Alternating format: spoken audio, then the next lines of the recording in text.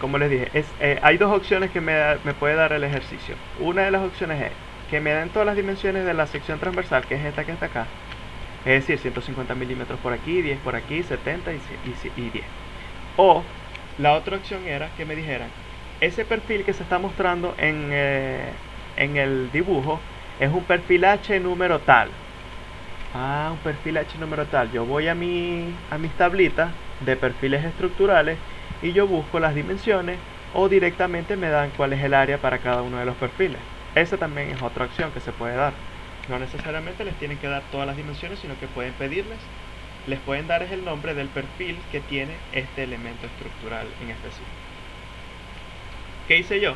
Bueno, voy a calcular, como esto es una figura abstracta, no es una figura conocida, es decir, no es un rectángulo, no es un triángulo, no es un círculo. Entonces lo que voy a hacer es que voy a dividirlo en tres rectángulos para poder calcular entonces las tres áreas. Que sería el área de color azul, que sería 150 por 10, un rectángulo, lado por lado. El otro rectángulo sería 140 por 10, todo esto expresado en milímetros. Y el último entonces va a ser igual que el primero, que sería 150 por 10. Eso me da entonces un área total, sumando las tres, sería de 4400 milímetros al cuadrado, que es lo mismo que decir 0.0044 metros cuadrados. Lo único que hice fue sumar todas las áreas, cada una de manera individual, para obtener una en total. Eso es igual como hacíamos cuando estábamos en centroides, cuando veíamos mecánica. Como cuando nos dan una figura desconocida, nosotros lo que hacemos es tratar de buscar todas las figuras conocidas que tenemos en esa superficie para poder entonces conocer el área total y bueno, los centroides, las cosas, todo lo que nos pedían en esa materia. Ya solamente me queda es aplicar el esfuerzo, que sería igual a fuerza sobre área, sería los 8 kN sobre 0.0044 metros cuadrados, y eso me da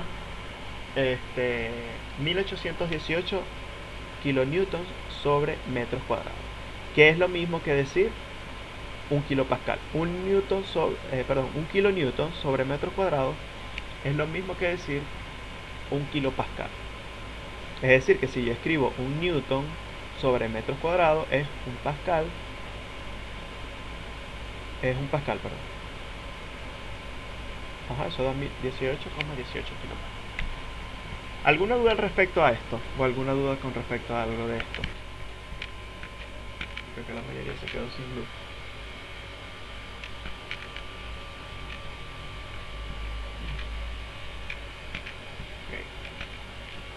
Entonces, ¿puedes repetir lo del 1 kilonewton sobre metros al cubo, que es un pascal? Bueno, un newton sobre metro cuadrado equivale a un pascal. Así. Me escribí por aquí.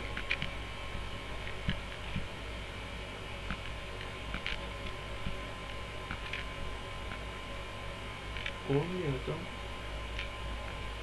sobre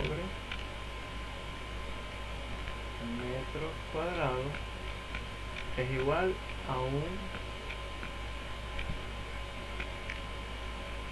pascal, que es lo mismo que decir que un kilonewton sobre metros cuadrados es igual a un kilo pascal. Es lo mismo. Ahora bien, las fuerzas que actúan de manera perpendicular a la sección transversal pueden estar entrando a la cara o pueden estar saliendo de la cara. Cuando la fuerza entra a la cara de la sección transversal, ¿qué tipo de carga es? ¿Compresión o tracción? Compresión. Compresión. Por el contrario, si la estamos jalando o está saliendo de la cara del elemento que nosotros estamos trabajando, eso se llama tracción. Muy bien. Las cargas de fuerza axial generan solamente entonces esfuerzos axiales. Quiere decir, o comprimen o alargan los elementos. Eso es lo único que hacen las cargas de fuerza axial. O la comprimen o la alargan. Una de las dos. Pero además, existe otro fenómeno que también puede generarse debido a una carga de fuerza axial. Por ejemplo, cuando ustedes estudiaban armaduras, la profesora Liz y yo les decíamos que en las armaduras, para poder analizarlas, la unión entre los elementos, entre las barras, nosotros las íbamos a considerar como si eso fuera un perno, es decir, un perno liso, simplemente un pasador que estaba colocado entre las dos barras que me garantizaban a mí entonces que eso no se cayera, es decir, que las dos estuvieran unidas, una con la otra. Muy bien, eso queda perfecto. ¿Qué es eso? Que eso es lo que estamos representando aquí. Vamos a suponer que esta barra que está aquí está unida a otra barra y a través de y hay un elemento pues que las está manteniendo a ellas dos unidas, que sería un perno. Este perno, que también puede tener otros nombres, le dicen conector, pasador, nodo, como le quieran decir, es un elemento entonces que me está a mí garantizando que las dos barras o perfiles o lo que sea, como ustedes le quieran decir, se mantengan entonces unidas en ese punto. Ahora bien, eso queda perfecto, pero habíamos dicho que las barras o se comprimían o se traccionaban, es decir, o se alargaban o se acortaban debido a las cargas que estuvieran trabajando. Si suponemos que las dos barras están a tracción, es decir, yo tengo vamos a ver si tratan de imaginarse esto. Yo tengo una barra, aquí. Yo tengo esta barra y yo esta barra la jalo bruscamente hacia aquí, hacia abajo, la estoy traccionando, y esta otra barra también la estoy traccionando porque la estoy jalando. Yo voy a tener entonces, por equilibrio, esto no se me va a mover, pero las dos entonces están trabajando bajo la misma condición. Las dos están a tracción, entonces una va para un lado y la otra va para el otro. Estoy suponiendo que hay solamente dos barras, pueden haber muchas más barras. Hablando de que son dos solamente, entonces una va para un lado y la otra va para el otro lado.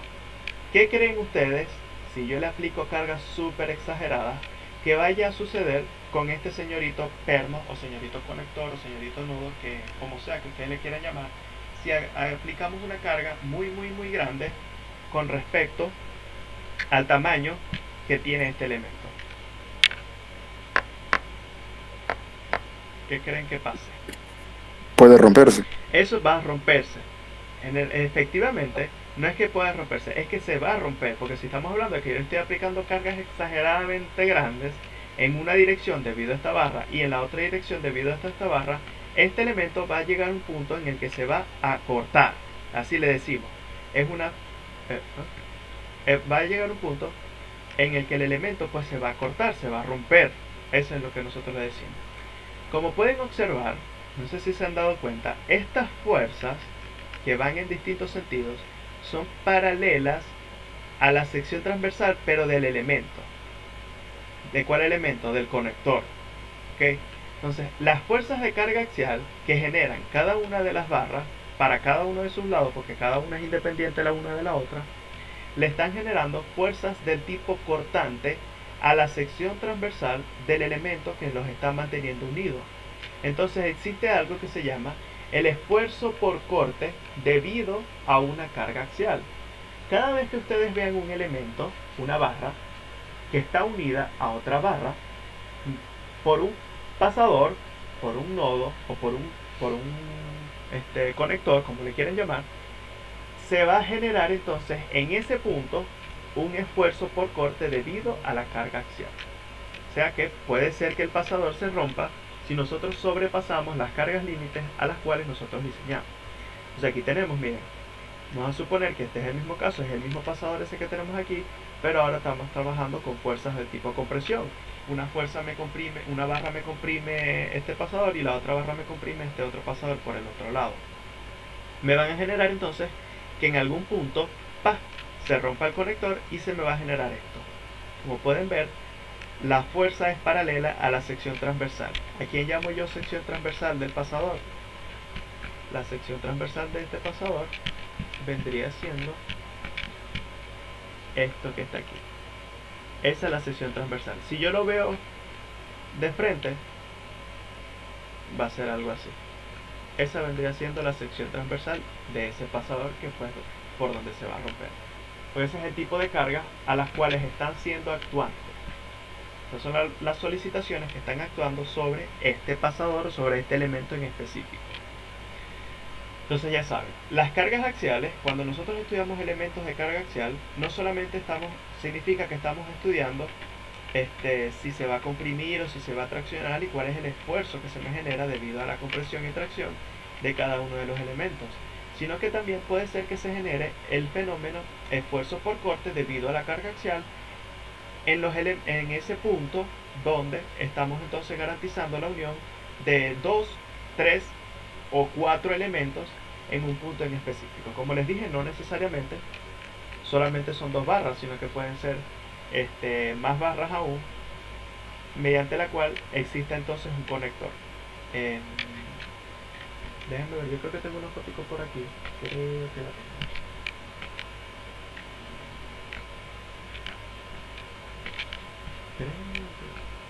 No estoy muy seguro.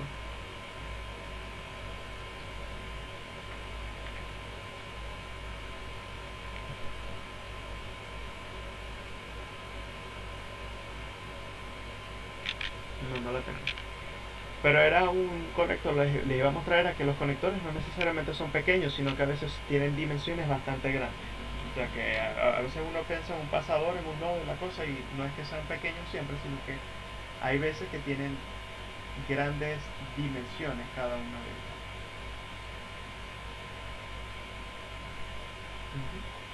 Perfecto. ¿Cómo calculamos entonces ese esfuerzo por corte debido a una carga axial? Facilito. El esfuerzo por corte, que como pueden observar lo denotamos con esta letra tau, que es distinta a la del esfuerzo normal. El esfuerzo normal es sigma. Va a ser igual a esa fuerza axial que está actuando sobre el perno que nosotros estemos estudiando entre el área del perno. De esa manera nosotros lo hacemos. Entonces necesitamos saber qué dimensiones tiene ese perno, ese conector, ese nodo, y necesitamos saber la carga de fuerza axial que está actuando sobre ese nodo en específico que nosotros estamos estudiando. La fuerza va a ser igual a la carga. Esto que está acá es otro ejemplo. ¿Qué sucede en el caso? Vamos a hablar de este caso en específico. ¿Qué sucede en el caso en que no tenga solamente 2 barras unidas, sino que tenga 3 barras unidas? Nosotros tenemos que analizar, según el número de elementos que tenemos unidos, cuántas veces se puede romper, hablando de manera hipotética por supuesto, un elemento. En este caso sería el corte. En el ejemplo anterior, sería este que está acá, si yo tengo una barra que actúa hacia arriba y la otra que actúa hacia abajo, o que es lo mismo que yo lo diga aquí, si una fuerza actúa hacia la derecha y la otra actúa hacia la izquierda, de cada uno de los elementos que está unido a este conector, ¿cuántas veces se podría romper este elemento? En este caso sería una única vez. Va a haber un punto en donde va a haber ese quiebre, punto de quiebre.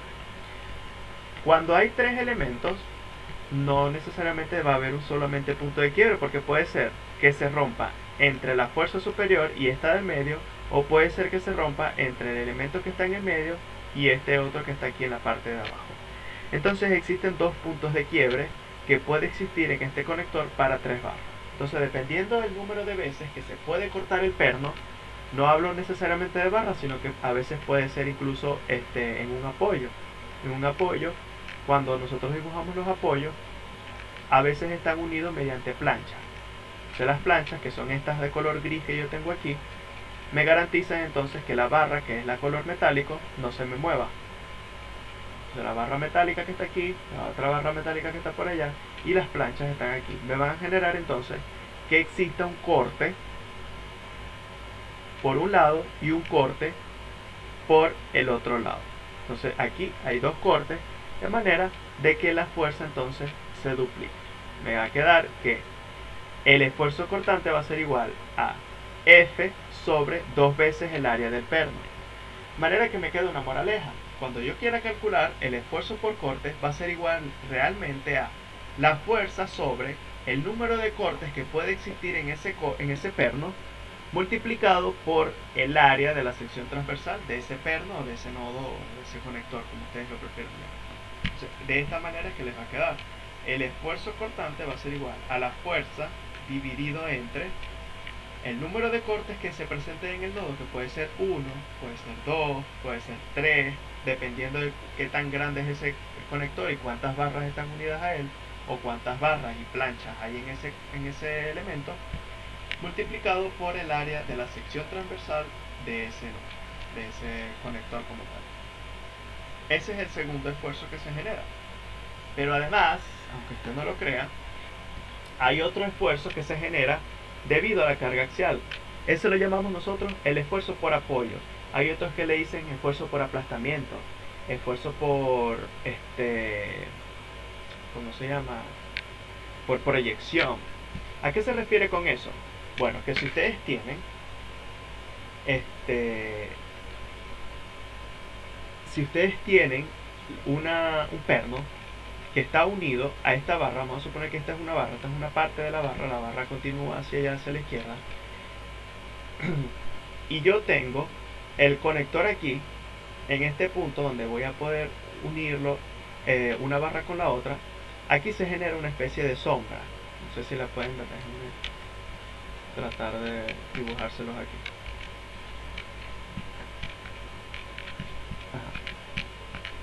Aquí se genera esta especie de sombra que está aquí.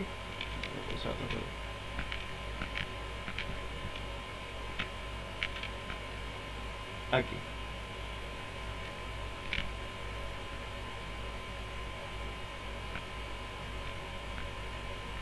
Sobre toda esta área, cuando antes de que los pernos se rompan, ellos oponen una especie de resistencia. Es decir, es como si ustedes agarran un lápiz con su mano y ustedes tratan de jalar el lápiz así con el puño cerrado y van a sentir que el lápiz va a estar en contacto con sus dedos, va a estar generándole una especie de empuje a cada uno de sus dedos. Eso mismo sucede con las barras antes de que el perno se rompa. El perno va a estar en contacto con la barra a lo largo de toda su longitud. Todo esto que les estoy rayando yo. ¿Dónde? Aquí, donde está colocado el hueco de la barra. Entonces eso va a generar entonces que existe una especie de aplastamiento. Es como si el perno la está empujando a la barra de manera de que se genera entonces, miren como pueden ver, todo eso va a estar en contacto con esa parte hueca de la barra y ahí es donde se conoce como esfuerzo por aplastamiento o esfuerzo por proyección, también le dicen. Eso simplemente, ¿a qué es igual? El esfuerzo cortante o esfuerzo por apoyo y por aplastamiento va a ser igual a la fuerza debido a la carga axial que se está generando en ese nodo sobre el área proyectada sobre la cual se estaría entonces generando ese aplastamiento. ¿Cómo calculamos esa área proyectada? Esa sí es facilita. El área proyectada no es más que la longitud, que vendría siendo el ancho que tenga la barra, que sería este L que está aquí, multiplicado por el diámetro del perno. Entonces nosotros multiplicamos el diámetro del perno, que sería esta distancia que está aquí. Vamos a dibujárselo. Esta distancia que está aquí se refiere al diámetro del perno. Y la longitud, que sería realmente, no es una longitud, sería realmente el espesor de la barra, que es esta que está acá. De manera que podamos obtener cuál es el área, aquí se las estoy dibujando, sobre la cual el perno va a generar entonces esa oposición al movimiento, que es lo que se conoce entonces como el fenómeno de aplastamiento. Eso se va a aplastar ahí, el perno antes de romperse le va a generar una especie de empuje, así como si lo estuvieran empujando en ese punto a la barra debido a las cargas que están actuando sobre el perno. Eso se le conoce entonces como el efecto o fenómeno de esfuerzo por apoyo, que se genera debido a las cargas axiales. Entonces tenemos esfuerzo por corte debido a carga axial y tenemos esfuerzo por apoyo o de aplastamiento o proyectado debido a la carga axial. Hasta ahora tenemos entonces tres tipos de esfuerzo, que al final todos son casi lo mismo, debido a un mismo tipo de carga, que en este caso serían las cargas axiales. Bueno, el factor de seguridad es algo que ya ustedes conocen, ya yo les dije entonces más o menos cómo es lo del factor de seguridad, que simplemente son criterios que se utilizan de manera de que podamos garantizar seguridad y economía en cada uno de los diseños que nosotros realizamos. La resistencia de los materiales es fundamental para diseñar piezas o estructuras que soportan y transmiten cargas, y eso nosotros lo sabemos. Hay criterios de seguridad y economía que permiten generar lo que se conoce como esfuerzos permisibles o admisibles, con el fin de que las personas se sientan seguras al momento de estar haciendo uso de una estructura. Eso es el factor de seguridad. Entonces, ese término de esfuerzo permisible, que es este que les estoy dando yo aquí, no es más que simplemente un nombre que garantiza las cargas que se pueden permitir utilizar al momento de darle uso a un diseño que nosotros vamos a hacer. Les voy a dar el ejemplo de un ascensor en un edificio. Cada vez que nosotros nos montamos en un ascensor, el ascensor dice capacidad de carga aproximadamente 6 personas, 5 personas, y ellos ponen ahí más o menos que las 5 personas hacen un total de 500 kilos.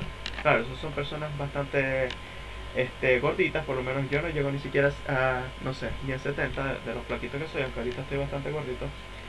Pero eso es lo que nosotros conocemos entonces como la carga permisible, que es eso que está aquí, F permisible.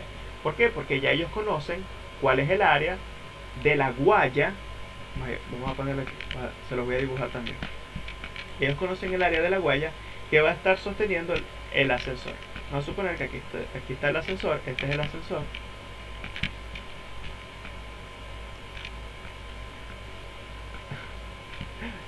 Aquí estoy yo en el ascensor, ¿verdad? Bien guapo, con mis pelos locos porque ahorita estoy de chulo. Ese soy yo. Vamos a suponer que yo peso esos 500 kilos porque estuve comiendo mucho en cuarentena y me puse gordito con esos 500 kilos. El ascensor está sostenido por una guaya, la señora guaya esta que está aquí. Entonces, ¿cuál es la carga que está soportando la guaya? La señora es 500 kilos. La guaya, si nosotros la vemos, ella va a tener un diámetro, que sería el diámetro del cable como tal. A ver si lo ponemos así. La guaya va a tener esta sección transversal, esta área, esa señora área. Entonces, si yo divido los 500 kilogramos entre el área, que el área de un diámetro, ¿cómo se llama? De un elemento circular, simplemente sería multiplicando pi por diámetro al cuadrado sobre 4 sobre 4. Pi por diámetro al cuadrado sobre 4, que este es para elementos circulares. Entonces, si yo conozco el diámetro de dicha barra, este diámetro, yo voy a poder obtener entonces cuál es el esfuerzo sobre el cual entonces estaría actuando el elemento, que en este caso sería la guaya que está sosteniendo el ascensor. ¿Ok? De esa manera yo lo podría hacer. Bueno, resulta y acontece que la carga permisible, que son esos 500 kilogramos, eso lo propone el ingeniero o el ingeniero civil, el ingeniero mecánico, quien sea que haga el diseño de ese ascensor, para que entonces no sobrepasen ese límite. Sin embargo, ese no es el límite real. Nosotros como ingenieros, que eso es algo que nosotros no le debemos decir nunca a las personas, pero igual siempre se lo dicen, digo personas, es a todas las personas que no sean ingenieros, es que realmente puede haber una carga mayor a la que el ascensor les está permitiendo a ustedes colocar allí. Quiere decir que si yo voy a utilizar una de 500 kilos, la persona que hizo el diseño obviamente no le va a decir, ay, yo hice el diseño del edificio para que aguante 500. Entonces vamos a poner ahí que nadie sobrepase los 500 porque vos sabés cómo es la gente. No, al contrario, vos sabés cómo es la gente. No le puedes decir que caben 500 personas porque meten 1200. Entonces nosotros hacemos un diseño. Bueno, el diseño a mí realmente me dio que la carga máxima permisible es de 1200 kilogramos. Bueno, entonces voy a poner la mitad porque la gente es arrecha. La gente es arrecha, viene y agarra y pone a quien le dé la gana metida ahí en el ascensor y después dicen, ay, ¿por qué se murió la gente? ¿Entendéis? Eso es entonces algo que nosotros tenemos que tener mucho cuidado. Ahí es donde sale el término esfuerzo último.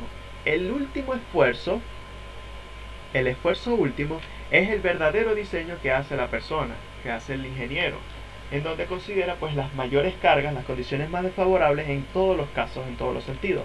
Si yo divido ese esfuerzo último, que es el que conoce solamente el ingeniero, la persona que diseñó, entre lo que ellos están permitiéndole a las personas hacer, eso me va a dar a mí lo que se conoce como un factor de seguridad. Ese factor de seguridad es lo que me permite a mí entonces hacer diseños más adelante para cualquier tipo de elementos que yo vaya a hacer en cualquier proyecto. Como pueden ver, puede ser un ascensor, puede ser para cargar, por lo menos, ahí me estaba hablando, no sé si está aquí en el clase, no sé si está ahorita en la clase, a ver si está. Aquí está Cindy Moreno. Cindy Moreno me dijo que ella quería hacer algo con respecto a unos bulldozers.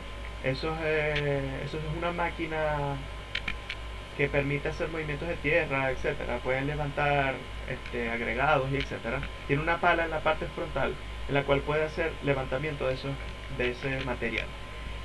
Esos bulldozers, vamos a hacerlos por aquí, también se diseñan de la misma forma. Todo lo que nosotros hacemos, todos los diseños los hacemos de esa forma, o sea, pensando en la capacidad máxima a la cual nosotros podemos poner a trabajar las cosas para que la gente no sobrepase esos límites. Eso sucede igualito con ¿cómo se llama esto? Con las velocidades de las autopistas y todo eso. Aquí tenemos un bulldozer bello y hermoso que les estoy dibujando yo aquí. Hermoso, ¿verdad? Bueno, aquí esto va a levantar arena, etcétera, va a hacer todo eso. Y las uniones, los cilindros hidráulicos que permiten entonces que exista todo ese movimiento y todas estas cosas, todos los pernos que nosotros le colocamos a todas las partes del bulldozer, eso entonces se diseña con una capacidad de carga que se puede colocar en la pala, en esta señora pala.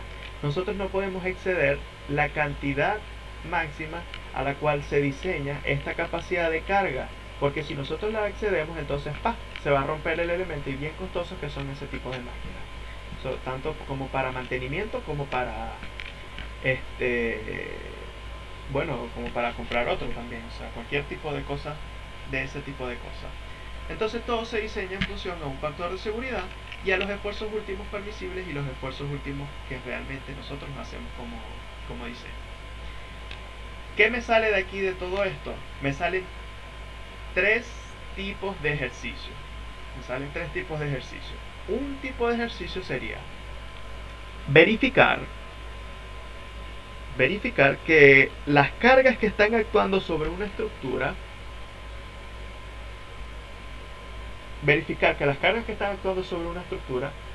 sean menor a lo permisible que a mí me estén dando como diseño. Ese es un tipo de ejercicio. Otro tipo de ejercicio puede ser conocida los esfuerzos permisibles y últimos, cuáles son las cargas máximas que se pueden aplicar a las estructuras, a las palas, a los ascensores, lo que sea. Otro tipo de ejercicio puede ser que en función de las cargas permisibles y las cargas que están actuando sobre el elemento, se diseñen el área de cada uno de ellos. Por ejemplo, que si el área de las vigas, el área de las columnas, el diámetro de las barras, lo que sea. Esos son los tres tipos de ejercicios que realmente salen en los textos, en los libros, en las guías de ejercicios, todo eso que nosotros vamos pues a ir abordando más adelante. Este, vamos a ver, por aquí tengo, vamos a ver un libro para que más o menos veamos los tipos de ejercicios que nos pueden salir para resolver.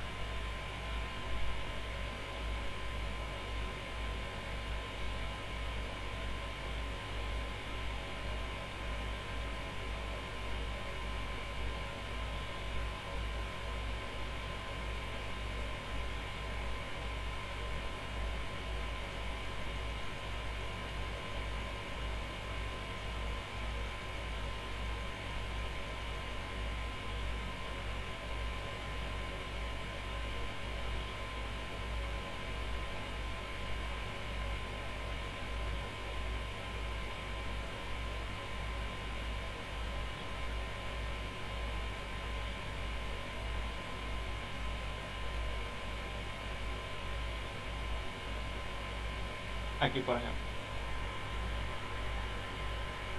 este que está aquí. Aquí tenemos dos vigas. Aquí tenemos una viga que está del lado izquierdo y una viga que está del lado derecho, que se están apoyando sobre una plancha. Esta señorita plancha que está aquí.